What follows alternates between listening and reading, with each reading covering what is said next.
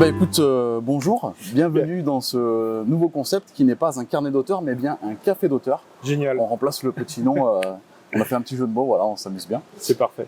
Du coup, tu as une petite boisson à disposition. Impeccable, un petit canapé pour la sieste. Exactement, Génial. on est plutôt pas mal installé. Si au bout d'un moment je te réponds plus, c'est que je me suis endormi. Sous le soleil de Vichy, pour une fois qu'il fait soleil à Vichy en plus, c'est parfait. Première petite question, comment est-ce que ça va? Eh ben ça va très bien. Par contre, comme je te disais, on sort du resto, c'est un peu, voilà, je vais peut-être m'assoupir, mais très bien, impeccable. Pour les gens qui ne connaissent pas le monsieur que j'ai à côté de moi, il s'agit de monsieur Ludovic Maublanc, qui est un auteur de jeux de société depuis maintenant très longtemps, car tes premiers jeux ont été édités. Je vais pas le dire moi-même parce que ça fait peut-être un petit coup de vieux, mais ça fait début des années 2000. 2004, mon premier jeu, ouais, ça fait un peu plus de 20 ans maintenant. J'ai fêté mes 20 ans l'année dernière. C'est ça. Donc ça fait 20 ans que je fais des jeux, ouais, effectivement. Ça commence un petit peu. J'en faisais avant, mais mes premiers jeux édités, c'était il y a 20 ans. Ouais. Du coup, c'est ton métier à temps plein? Maintenant, ouais. Depuis 2016. Donc je vais bientôt faire mes 10 ans d'auteur professionnel, on va dire. Ouais. C'est chouette, c'est plutôt chouette. On a une petite question qui est un petit peu bancale, entre guillemets. C'est quelle est la question qu'on ne t'a jamais posée et à laquelle tu aurais aimé répondre en tant qu'auteur? Alors ça, c'est une question de feignante, parce que je fais les mêmes trucs parfois. Il faut pas le dire, il faut pas le dire. Si j'ai la flemme d'écrire une question, je fais « Quelle question auriez-vous aimé qu'on vous pose ?» Je connais l'astuce. Hein. On s'est fait avoir.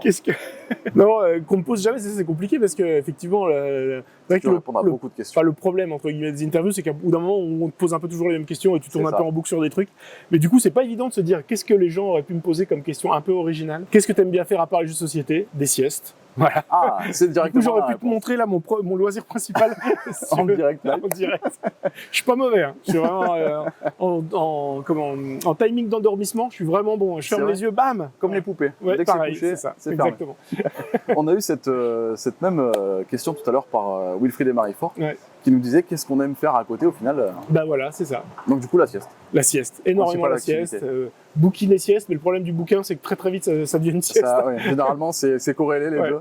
Et comme j'ai l'habitude de lire plutôt des gros pavés d'Heroic Fantasy, comme ça me tombe sur le nez, c'est extrêmement désagréable. On va avoir 3 jeux qu'on va te faire piocher. Dans ces 3 jeux, tu vas pouvoir découvrir de quoi il s'agit et on va avoir une petite question qui va aller avec. Et merci. Alors, on sait que c'est pas forcément évident, donc tu vas avoir ces 3 jeux-là que je te laisse découvrir. Suspense de dingue. Ah ouais. Ça, c'est un jeu que je connais, ça. C'est un jeu que je connais en tout cas. Du coup, tu as pioché le premier qui est Dead Cells. Dead Cells, ouais. Est-ce que tu veux nous en dire 2 petits mots sur comment Dead ça s'est Cells, passé? Dead Cells, c'est très très particulier comme projet. En fait, c'est l'adaptation donc du jeu vidéo Dead Cells en jeu de société. En fait, je fais partie de la team Kaedama. On est 4. Il y a également donc Antoine Boza, Corentin Lebras, Théo Rivière et moi-même.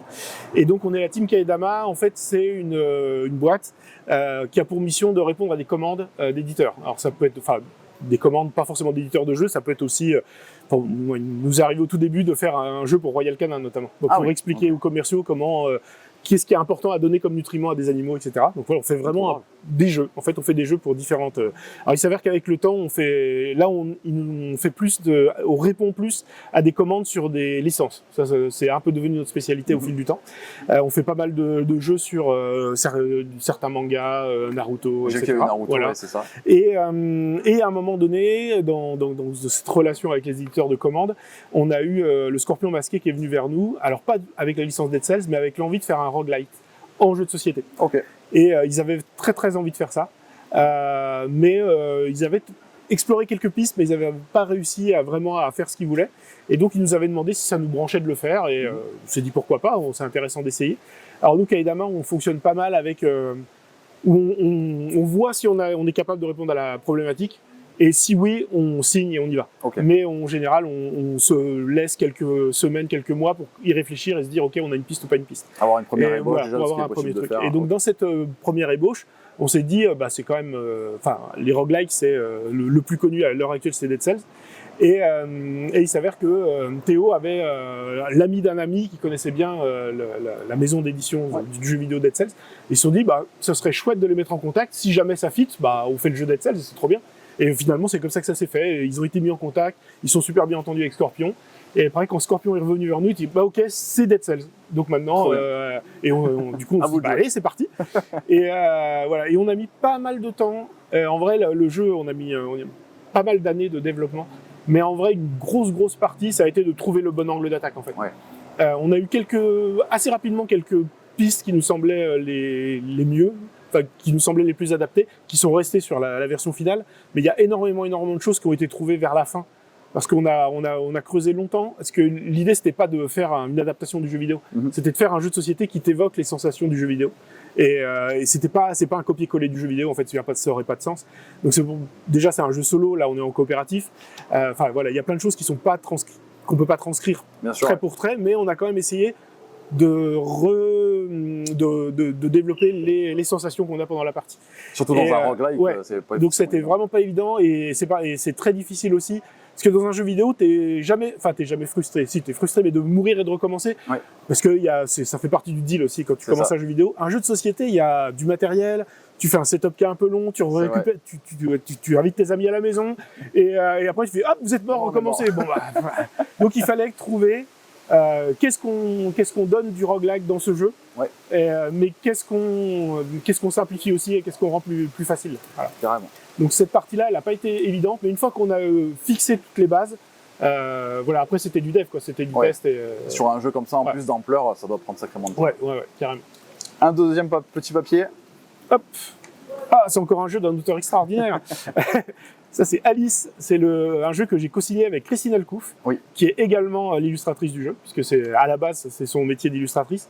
Mais Christine, ça fait un moment qu'on se connaît. Ça faisait un moment qu'on se croisait dans les week-ends jeux, etc. Et puis, à un moment donné, voilà, on a discuté de est-ce que ce serait chouette de faire un jeu ensemble. En fait, au tout début, donc c'est 2020, on va dire comme ça. L'idée, c'était est-ce qu'on proposerait pas à un éditeur un packaging complet, illustration de jeu. Cette idée-là, elle a débouché sur Les Contes Émerveillés qu'on a signé chez Egre Games. Christine, ça faisait longtemps qu'elle avait envie de créer des jeux dans tous les cas. Et ça a été un point de démarrage. Et après, on a discuté de plein d'idées de game design. Qu'est-ce qu'on aurait envie de faire comme jeu? C'est de là qu'est né Les Toits de Paris aussi, après. Et on s'est vraiment éloigné de cette idée. On propose un packaging auteur-illustrateur, parce que, en fait, on est vraiment devenu un duo d'auteurs. Et il s'avère que jusqu'à présent, c'est Christine qui a illustré tous les jeux qu'on a signés tous les deux. Mais c'est pas du tout le plan, c'est pas du tout le but. Et vraiment, quand on signe un jeu ou quand on le propose à un jeu en rendez-vous, il y a un disclaimer, c'est Christine, elle est autrice, elle peut être illustratrice du jeu, ça peut être le cas. Mais c'est pas du tout un prérequis. C'est là aussi la bascule de je suis autrice et je suis partie intégrante du projet. Exactement. D'ailleurs, ce serait, je pense, assez chouette qu'un des prochains jeux. Enfin, on n'a pas signé d'autres jeux, mais peut-être on a d'autres projets, donc peut-être qu'on en signera d'autres plus tard. Et si ça se fait, peut-être ça serait bien que ce soit pas elle l'illustratrice comme ça pour qu'elle se sente un peu plus autrice du truc. Mais voilà, donc ça, c'est Alice, c'est un jeu qu'on a démarré sur l'idée de faire un roll and write. Truc pas du tout à la mode, parce que tout le monde en a marre des roll and write. Mais on se dit, le temps qu'on développe un jeu, peut-être les gens ils en auront plus marre. Donc ça va revenir. Les modes, elles sont cycliques. Et Christine, c'est vraiment une grande fan des roll and write. Donc voilà, on s'est dit, allez, c'est quoi le prochain jeu? Et ben c'est un roll and write, et on y réfléchit et tout ça. Et puis on en est arrivé à ce jeu-là qu'on a signé chez Lumberjack, voilà, et qui arrive là, enfin qui est montré. Là, j'ai vu des gens y jouer, ça fait toujours plaisir de voir son jeu sortir. Derrière. Et les gens sont vraiment ravis. Et déjà, ils trouvent le jeu magnifique parce qu'il est magnifique. Et en plus, ils sont généralement contents du gameplay, donc super, trop content. Que des bonnes nouvelles. Ouais, que des bonnes nouvelles sur Alice, c'est chouette. Le petit dernier, je te laisse découvrir. Yeah, Gatsby. Alors, c'est aussi un jeu avec Christine Alcouf dedans. Ça, c'est un jeu que j'ai signé avec Bruno Catala. Et alors, c'est une histoire très très particulière, Gatsby, parce que en fait, ça vient encore d'une discussion avec Christine où je crois qu'on avait signé Les Contes Émerveillés. Et en discutant, on se dit alors, qu'est-ce que tu aimerais illustrer comme style de jeu? Christine, elle m'a dit, j'aimerais bien faire de l'art déco. On s'est dit, de l'art déco, du coup, ça a évoqué quoi? Ça a évoqué les années folles, ça a évoqué Gatsby le magnifique. Et du coup, il y a eu cette idée de, vas-y, on fait un jeu Gatsby. Et l'idée, elle est restée dans l'air très longtemps. Assez régulièrement, j'ai montré à Christine des idées de proto avec, tiens, ça pourrait être ça le jeu, etc. Mais il manquait à chaque fois des trucs. Et ça a été très vite un jeu à deux. Et voilà, qui marchait pas. Enfin, il y avait une idée, mais on tournait autour d'un truc. Et à un moment donné, on s'est dit, mais attends, c'est un jeu à deux, faut embarquer Bruno Catala. Il est trop fort, un jeu à deux. Et du coup, à un moment donné, on a approché Bruno, on a dit, on a une idée, on fera un jeu style art déco et ce serait Gatsby le magnifique. Et je lui ai montré ce que j'avais fait jusqu'à présent. Et puis, comme ça arrive, avec Bruno, on a fait plein de jeux tous les deux, ça fait des années qu'on fait des jeux ensemble. Et ça arrive, alors tous les jeux qu'on fait ensemble, sur tous les jeux qu'on fait ensemble, des fois, il y a des jeux qui aboutissent pas. Et des fois, on lance une idée, et ça rebondit pas forcément, et finalement, ça tombe un peu dans l'oubli, puis quelquefois, ça revient. Mais là, Gatsby, cette version-là de Gatsby, en fait, ça a un peu fait plouf, on n'a pas réussi à trouver le bon truc. Donc, c'est passé à la trappe pendant quelques mois. Et à un moment donné, j'ai eu un flash, quand je me suis dit, c'est quand même con de laisser tomber Gatsby, c'était chouette comme idée. Et donc, j'ai eu un flash sur une mécanique de jeu, et j'ai commencé à faire un truc. Et là, je suis revenu voir Bruno en disant, alors regarde, cette fois, regarde, là. Et là, il a vu et il a fait, ouais, là, voilà, là, c'est bien ça. On peut parler. Là, on peut parler. Et du coup, bam, on a attaqué le dev du jeu. Et j'allais dire comme au bon vieux temps, parce que finalement, ça faisait longtemps qu'on n'avait pas fait de jeu avec Bruno. Et donc, voilà, ça nous a bien relancé tous les deux. Et puis, alors, donc on a fini le jeu. Et le truc qui était un peu particulier, qu'on fait jamais, c'est que là, pour le coup, on s'est dit, bon, ok, le jeu, il marche bien, mais par contre, il faut le proposer à un éditeur, et en fait, il faut qu'il y ait Christine dans l'équipe, parce que elle est là depuis le début, et c'est vraiment elle qui insuffle l'idée, quoi. Donc, c'est vraiment la première fois, et la seule fois où on a vraiment démarché les éditeurs en disant, attention, si on le signe, on le fait avec Christine. Mais il s'avère que, bon, Christine, elle connaît bien son taf, et c'est quand même pas la pire illustratrice sur le marché. Ça, c'est sûr. Donc, ça n'a pas été un frein, quand même, si grand que ça. Mais c'était vraiment une condition, enfin, on a vraiment le projet Gatsby, c'est un truc à trois, quoi. Et voilà. Et donc, on est très content d'avoir pu signer le jeu chez Ketchup et d'avoir cette version assez magnifique du jeu qui est sortie. Très joli, Gatsby. Très, très joli. Et voilà, très content du jeu, très content d'avoir rebossé avec Bruno, parce qu'on a, avec Kaedama, avec Christine, on a pas mal bossé sur des jeux, donc j'avais un peu moins travaillé avec Bruno. Et du coup, ça nous a bien réchauffé. Et en fait, quelques mois après qu'on ait signé Gatsby, il m'a relancé sur des projets, on a refait 2 jeux qu'on a re-signés qui sortent l'année prochaine. Voilà, on a vraiment relancé la machine. Ça a relancé la machine, exactement. Donc c'était un très très chouette projet Gatsby. Voilà. Petite question, alors, elle est un peu difficile. Ok. Parmi ces 3 jeux-là, est-ce que tu pourrais tenter de les classer? Je sais que c'est très compliqué. Alors, tu veux les classer en quoi? C'est ça la question. Choisir un jeu auquel tu es sûr que tu vas pouvoir jouer toute ta vie.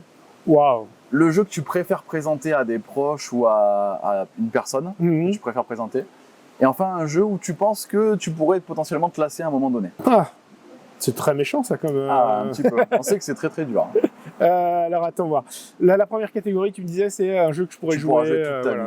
Ouais. Et un jeu facile à présenter aux gens et tout ça. Que tu préfères présenter, celui que tu préfères. En fait, je pense que c'est pas tellement que je préfère, mais le plus facile à montrer, c'est sans doute Alice. C'est un jeu à cocher. Donc, pour peu qu'on s'intéresse un peu aux jeux de société, on est quand même... on connaît à peu près ce genre de truc-là. La thématique, elle est assez universelle. Enfin voilà, Alice au pays des merveilles, les roses de la reine de cœur, machin, on voit où on est. Et il est assez facile à expliquer. Voilà, on coche, on récupère ses bonus, etc. Il y a le petit twist de la feuille qu'on retourne, qui fait toujours son petit effet. Waouh, on joue de l'autre côté de la feuille. Voilà. Et donc, je pense qu'Alice, c'est vraiment le plus facile à montrer. Le jeu, je sais pas, c'est dur. Tu vois, typiquement, j'aurais pas choisi Dead Cells, qui a énormément de règles. Ouais. C'est vraiment un jeu. C'est un jeu à équipe. Enfin, voilà, on va être 3-4 joueurs. On se dit, ok, on se fait Dead Cells. On apprend les règles ensemble et on va dérouler les épisodes parce que c'est un jeu à la campagne en fait, avec plusieurs boîtes à enchaîner. Donc c'est vraiment pas un jeu que je fais découvrir sur un coin table. Je dis viens, on va sur une petite partie de Dead Cells en 2 minutes. Sûr, voilà. Gatsby est plus dans ce côté-là parce que Gatsby est plus simple, mais Gatsby est quand même un peu plus compliqué à comprendre. Enfin à comprendre. Il n'est pas si évident à expliquer. Du coup, celui que je jouerai le plus, c'est sans doute Gatsby. Okay. Parce que même s'il est simple, déjà rien que le fait de changer d'adversaire, c'est pas du tout la même. Entre joueurs, si on est à 2 à jouer régulièrement ensemble, on va avoir des automatismes qui sont pas les mêmes. C'est assez marrant parce que quand le jeu est sorti, il y a quelques vidéos qui sont sorties sur internet de gens qui jouent à Gatsby. Et moi, je les vois jouer, je fais, mais je joue n'importe comment, c'est pas comme ça qu'il faut jouer. Et vraiment, il y a ce côté. Et en fait, je me rends compte, en voyant des gens qui n'ont pas l'habitude de jouer à Gatsby, que c'est un jeu que tu apprends et que tu découvres en fait. Et que pour nous, on en avoir enchaîné des dizaines de parties sur les tests, on joue pas du tout de la même manière qu'un joueur qui découvre le jeu en fait. Et ça m'a assez surpris. Et quand je suis passé à la boutique, une boutique de jeux à Dijon où j'habite, ils m'ont dit on a quand même fait quelques parties avant de bien comprendre les trucs. Et je me dis c'est évident. Mais en fait, c'est évident parce que nous, on y joue depuis des mois, des années quoi. En fait, voilà. Donc je pense que il a vraiment une très chouette profondeur à rejouer Gatsby. Et le dernier, du coup, Dead Cells, c'est juste que je me lasserais. Potentiellement. Après, c'est vrai qu'une fois qu'on a fait la campagne. Une fois qu'on a fait la campagne, il y a moins d'intérêt à la refaire. Exactement. Mais ceci dit, faire la campagne en entier, il y en a déjà pour un moment. Il y en a pour un sacré moment. En fait, c'est toujours pareil dans les jeux un peu, qu'on va dire, comment dire, c'est pas one shot parce que voilà, tu peux rejouer, il y a des trucs, mais il y a tellement d'épisodes à jouer que en vrai, si t'as déjà été jusqu'au bout, t'as fait plus de parties que sur la plupart des jeux que t'as acheté dans le commerce. Moi, je suis à une dizaine d'heures, je suis au 2e boss. Bon, voilà. Donc, et il y a déjà des, enfin, tu vois, alors c'est un mauvais exemple, j'allais dire typiquement mon Ark Nova que j'ai acheté. bah, j'en ai pas fait 1000 parties en fait, en vrai. C'est sûr. Voilà. Sur les jeux experts, généralement. Sur les jeux experts, t'en fais pas 1000. C'est ça. Alors que là, si déjà tu vas au bout de la campagne, Oui. t'auras amorti ton jeu, clairement. Parfait. Qu'est-ce que tu préfères dans la conception d'un jeu? C'est quoi ton moment préféré où tu te dis, ok, là, je suis vraiment en train de m'éclater? Enfin, moi, et ce pourquoi je fais des jeux, enfin, c'est vraiment le moment où t'as l'idée. Enfin, t'as une idée qui pop et qui est chouette. Et c'est pour ça que, enfin, moi, ce que j'aime, c'est créer les protos, c'est chercher des idées, etc. Quand, à partir du moment où on signe le jeu et qu'on fait du développement avec l'éditeur, etc., c'est un peu plus du travail et c'est beaucoup moins du plaisir, en fait. Et après, enfin, selon l'éditeur, il va te demander des retours sur les illustrations, sur les machins. Et effectivement, il faut faire gaffe à l'iconographie, il faut faire gaffe à plein de trucs. Mais c'est pas là où je m'éclate, en fait. Moi, ce que vraiment la sensation, enfin, alors c'est dur à expliquer parce que c'est ce moment où tu as le petit déclic où tu trouves l'idée qui marche. Et ça, c'est vraiment, c'est la meilleure sensation du monde, en fait. Ouais, trouver le petit twist du jeu où on se dit, ok, là, je peux ce moment où, en fait, en manipulant le matériel avec Christine parce qu'en fait, Alice, au début, ça s'appelle Alice de l'autre côté du miroir, parce qu'à un moment où on passe le miroir, on retourne la feuille, on joue de l'autre côté. Ben, ça y était pas au début, en fait. On avait envie de jouer dans l'univers d'Alice. On avait fait un roll and ride dans l'univers d'Alice. Mais il y a eu ce moment où on retourne la feuille, on se dit, waouh, bah attends, on passe de l'autre côté du miroir, quoi. Faut jouer derrière. Trop bien! Et là, et c'est ces petites épiphanies où tu te dis, mais c'était là depuis le début, en fait, parce que c'est tellement ça, le jeu. Et en fait, pas du tout, c'est des choses qui sont venues après, mais qui ont popé. Et ce moment où ça pop dans ta tête, c'est tellement la meilleure sensation du monde, quoi. Et c'est vraiment pour ça que je fais des jeux, en fait. Après, moi, j'aime bien bricoler les protos, faire du découpage, du bricolage, du collage, des machins, mais c'est ce moment-là qui est trop bien, en fait. C'est quand ça on a une nouvelle idée, qu'on se peut dire, ok, là, je peux tourner autour et développer. Et c'est aussi pour ça que je fais des jeux à deux souvent avec des co-auteurs. C'est que en fait, il y a la partie co-autorat, c'est quand on se voit, qu'on discute et on dit on ferait tel jeu, on ferait ça, nanana. Et là, il y a plein d'idées qui fusent, et c'est trop cool. Et après, il y a la partie boulot où on met en application les idées, on fait du matériel. Enfin, donc ça, c'est sympa, mais c'est pas ça le moment le plus rigolo. En fait, c'est les idées, en fait. C'est ça qui est chouette. Totalement. Et quand tu travailles avec un co-auteur ou une co-autrice, bah, c'est ce moment de discussion où ça fuse. Est-ce que tu as un jeu, sans forcément le nommer, sur lequel tu as potentiellement un petit regret, que ce soit en termes d'édition, de création, où tu t'es dit, ah, il me manque un petit truc, j'aurais plutôt fait comme ça, finalement? Ça arriverait régulièrement, surtout au fil des années, en fait. Alors, j'ai plusieurs exemples qui me viennent en tête, mais toi, un de mes premiers jeux, c'est Cash & Guns, qui est sorti en 2005. Quand il y a eu les 10 ans du jeu, donc 2015. En vrai, c'était en 2014, mais on a un peu triché, mais c'est grosso modo les 10 ans du jeu. On s'est dit, on refait une édition, un peu retravaillée, etc. Est-ce que tu as envie de retravailler les règles? Et je me suis dit, je vais regarder, en fait. Et là, je me suis dit, avec 10 ans d'expérience, en fait, il y a plein de trucs qui sont relous dans ce jeu. Enfin, Et du coup, j'ai reproposé complètement un nouveau jeu, en fait. Alors, c'est la même idée, mais le système de partage n'est pas le même. Enfin, il y a plein de choses qui changent. Et les gens n'ont pas forcément vu, parce qu'on l'a appelé Cash & Guns 2e édition. Mais en vrai, il y a énormément de choses qui ont changé par rapport à la version d'avant. Et quand, quelques années plus tard, on a fait la Stupéfix, qui est la version Harry Potter du jeu, j'ai encore retravaillé le jeu en améliorant des choses. Donc en vrai, tu peux toujours améliorer ton jeu, en fait. Et là, idéalement, le moment où le jeu sort, c'est la version la meilleure possible à ce moment-là. Mais en vrai, quand tu regardes n'importe quel jeu 5-6 ans après, tu te dis, pourquoi j'ai fait ça? Il y a des jeux qui vieillissent au fur et à mesure des sorties. T'as toujours, je pense que 5-6 ans après, t'as toujours un moment donné où tu dis, non, mais ça, j'aurais pu. Et puis, il y a quelques fois, le jeu sort et il y a une version BGA qui existe et tu vas faire 120 parties dessus, alors que sur le proto, t'as enchaîné les parties, mais t'en as pas fait autant. Et sur ces centaines et centaines de parties, milliers de parties avec la communauté, là, tu te rends compte de certains trucs et que tu peux corriger, en fait. J'ai envie de répondre à ta question en disant tous les jeux. Tous les jeux avec suffisamment de temps, tu vas te dire, on n'aurait pas dû faire ça. On voit l'évolution du milieu du jeu, etc. Et on peut se dire, ok. Le milieu évolue et toi, tu évolues aussi dans ton game design, dans ta manière de faire. L'expérience. L'expérience, en fait. Tous les jeux que tu as sortis, avec 10 ans d'expérience de plus, tu fais pas le même, en fait. Voilà. Mais généralement, au moment où il sort, c'est la meilleure version. Voilà. Une petite question, je pense qu'on a dû déjà te poser plusieurs fois. Quel est ton premier souvenir d'auteur?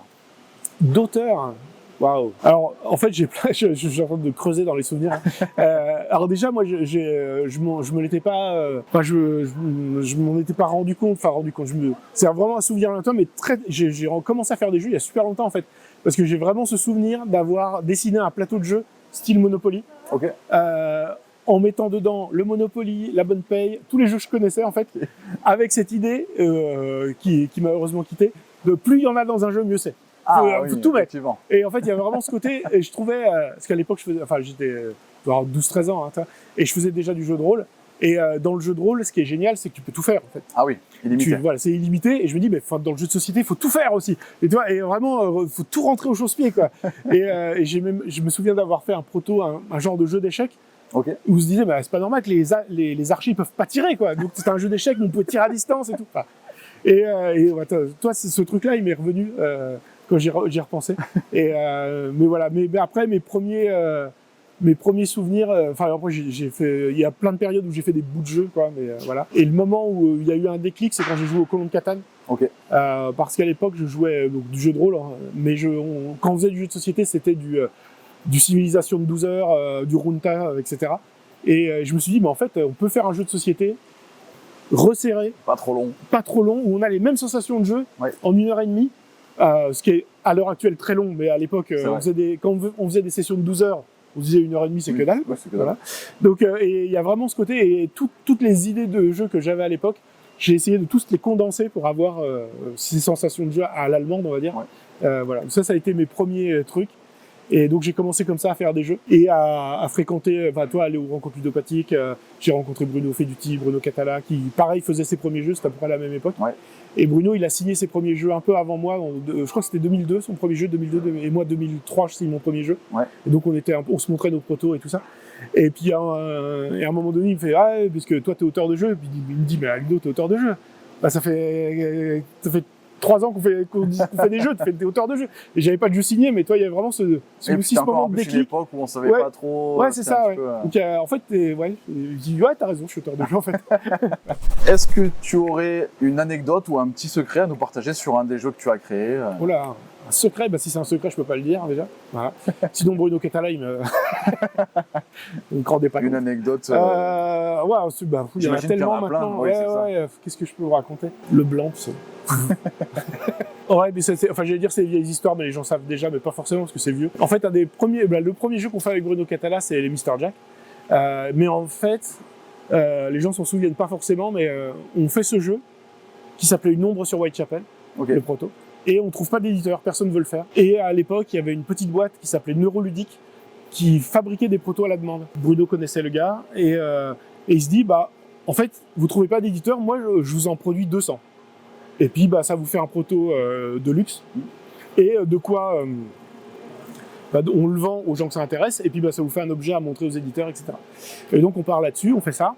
Et donc, il y a 200 boîtes qui existent. On les vend très, très vite, en fait, via Trick Track à l'époque. Ouais. Et Bruno, il a un copain qui s'appelle Yves Menu, qui est suisse et qui bosse en boutique de jeux.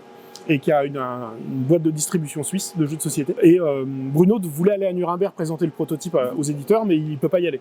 Okay. Et donc il demande à son copain, Yves Menu, est-ce que tu peux pas le faire pour moi parce que je peux pas y aller.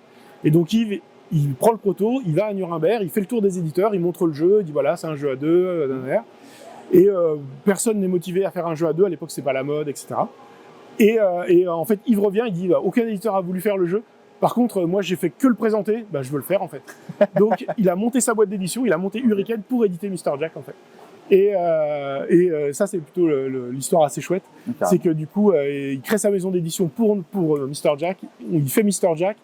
À l'époque, c'est Pierrot qui avait fait les illustrations. Oui. C'était son premier boulot dans le monde du jeu parce que il avait encore jamais illustré rien du tout.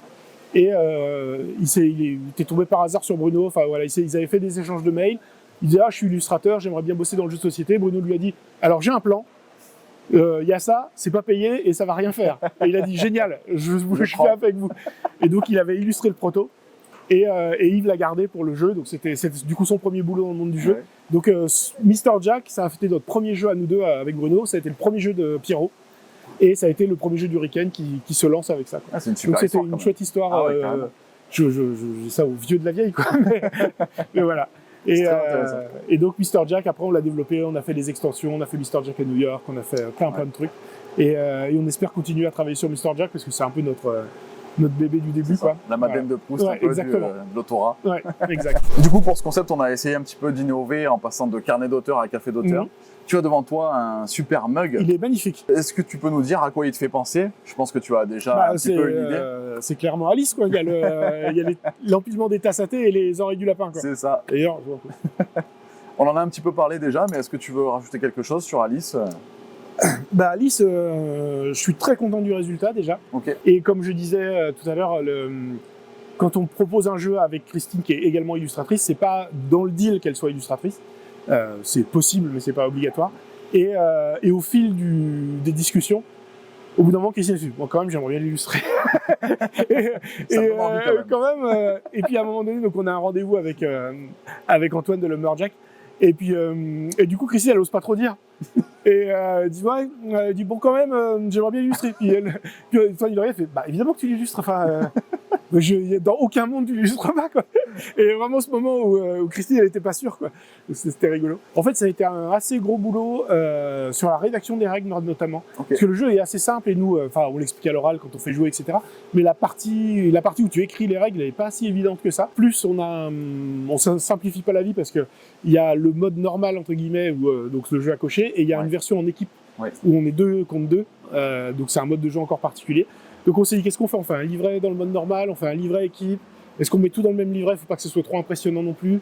On a beaucoup avancé là-dessus et à un moment donné, Antoine a dit mais en fait on ferait pas des onglets comme on a fait dans Lumen parce que c'est quand même super pratique. C'est ça. On a dit bah génial, faut tout réécrire. et on s'est dit non mais quand même c'est mieux, allez on va tout réécrire. Et du coup voilà, donc on a vraiment pas beaucoup bossé sur ces règles, mais très très content du résultat. Ouais, si ça pouvait devenir une norme, nos amis éditeurs, les règles à onglets, les règles à onglets c'est quand même pas mal. Ouais. C'est vraiment très très bien. On avait fait à peu près avec Kaedama sur Arceus, où on voulait, alors au fil du temps, ça n'a pas été dans la direction que je voulais, mais on voulait faire un système d'onglets aussi, où on se dit, c'est quoi la situation de jeu qui vient de se produire, c'est ça, allez hop, j'ouvre à l'onglet machin, et bim, j'ai mon très truc. bien. On avait ça sur justement Lumen, Zero Project, cette petite gamme-là, c'était vraiment. Donc ça c'est effectivement, si, alors ça s'adapte pas forcément à tous les jeux, mais ça c'est quelque chose que je vais garder dans un coin de la tête. Ouais, c'est vraiment très bien. Pour la rédaction de règles, c'est quand même assez pratique. Surtout quand il y a beaucoup de règles et qu'on peut s'y perdre, pouvoir directement pointer la règle, c'est vraiment très bien. C'est quand même super pratique. Et du coup, on arrive sur un petit peu la fin de cette entrevue. Déjà, je te remercie beaucoup. Merci à toi. Il faut que tu saches que le mug qui est là, il t'est offert. C'est vrai, tu vas pouvoir l'emmener avec toi. C'est trop bien. En petit souvenir de cette interview, de ce petit moment. Il est superbe. Et on te laisse un petit encart si tu souhaites nous dire quelque chose, rajouter quelque chose, faire un petit peu de promo. Tu as l'antenne libre. L'antenne libre. Alors, page promo. L'année prochaine, ne ratez pas notre prochain jeu avec Bruno Catala, parce que comme je vous disais, on s'est remis à faire des jeux. Oui. Du coup, on ressort des jeux. Avec Bruno, on a signé Frosted Bloom chez Synapse. C'est pas BlackRock, je suis désolé. C'est un jeu de polyomino et c'est quelque chose qu'on aime bien avec Bruno depuis longtemps. Les polyomino, on a fait des polyomino dans Cléopâtre à la Société des Architectes. On a poussé le concept avec Scarabia aussi, où on jouait avec les polyomino. Et là, on a continué à creuser notre idée et sur Frosted Bloom, donc un chouette jeu, on est très content du résultat. Et on a aussi, dans l'année prochaine, un nouveau jeu avec Bruno Catala et Christine Alcouf aux illustrations. Oh, les trois. Les trois, nouveau, on revient sur un jeu qui va s'appeler Carnival, qui est un jeu de déduction qui va se passer au Carnaval de Venise et il va falloir découvrir le secret de votre adversaire. Et c'était assez rigolo parce que c'est un jeu qu'on a fait avec Bruno et qui a un peu une parenté avec Mr. Jack Pocket quelque part. Du coup, c'est pour ça que Bruno est venu vers moi avec cette idée en disant « Ah tiens, ça ressemble un peu à Pocket, qu'est-ce que t'en dis ?» Et hop, on a fait ce jeu-là. Et donc, on a signé ce jeu et chez Pixie. Et quand l'éditeur nous a contactés en disant « Alors, pour l'illustration, je sais pas ce que vous en pensez, j'ai pensé à Christine Alcouf, je sais pas si ça vous va. » Et on a dit « Bah oui, c'est notre copine, on est trop content de bosser avec elle. » Donc voilà. Parfait. Donc du coup, après Gatsby, il y aura un autre, du coup dans un autre contexte, mais un autre jeu du trio, donc c'est trop cool. Super. Voilà. Écoute, merci beaucoup. Sortie de l'année prochaine. Pas de souci, on va suivre ça de près. Merci beaucoup pour cette interview. C'était très chouette et très intéressant. Merci à toi. À bientôt. Et moi, dès que je peux m'allonger quelque part, j'arrive. Hein, donc, je te laisse tranquille. Trop cool. Allez, super cette tasse, merci beaucoup. Oui, on a le polystyrène pour l'emporter si jamais. Oui, j'ai peur de l'abîmer, carrément.